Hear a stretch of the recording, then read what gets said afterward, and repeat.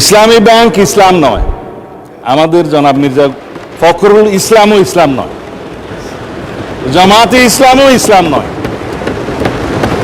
সুতরাং সব কিছুতে ইসলামের উপরে হাত দিবেন না দোহাই দেওয়া কিন্তু ঠিক নয়। মানে স্পিকার, আমি এবার পয়েন্ট টু পয়েন্ট আসি। এখন একবার যে ব্যাংক আজান দিয়ে তকবীরে লিল্লাহ দিয়ে দখল করা হলো, সেই ব্যাংকের দখলটা বেদখল হয়ে যাবে, এই যাতনা তো আমরা বুঝি মানে স্পিকার। সুতরাং যারা পর্দার আড়ালে থেকে গ্রাহক বলে রাস্তায় আন্দোলন করছে, ভিডিওটা দেখেন, তাদের রাজনৈতিক পরিচয়।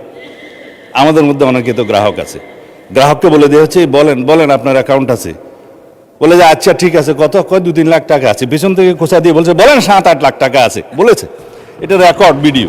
তারা গ্রাহক হচ্ছে সেই রকম গ্রাহক। তা এখন পর্দার আড়াল থেকে নেমে পড়েছেন, এটা ভালো। বেপর্দা হওয়া, বেনাকাব হওয়া কোনো কোনো ক্ষেত্রে খারাপ, তবে এই ক্ষেত্রে ভালো হয়েছে যে মানুষ জানতে পেরেছে।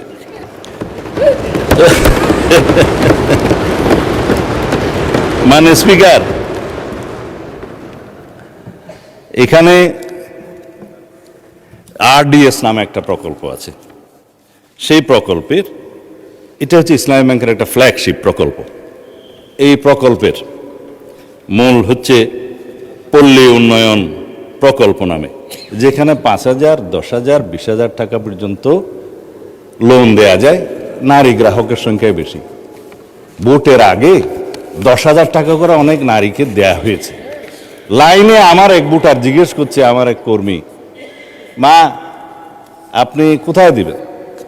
বলছে যে বাবা, বলছে কোরআনের দল না দিলে তো জান্নাতে যাওয়া যাবে না। 10,000 টাকাও দিয়েছে, বলেছে এটা মাফ হয়ে যাবে, আরো 10,000 টাকা পাবো। এইভাবে মানে স্পিকার, মুনাস হিসাবে দাঁড়িপাল্লায় ভোট দিলে জান্নাত পাওয়ার নিশ্চয়তাও দিয়েছে। এই আরডিএস প্রকল্পের মধ্যে কত হাজার কোটি টাকা ডিস্ট্রিবিউট হয়েছে জানেন? 22,000 কোটি টাকা ডিস্ট্রিবিউট হয়েছে। 11,000 কোটি টাকা আগে দেওয়া হয়েছিল।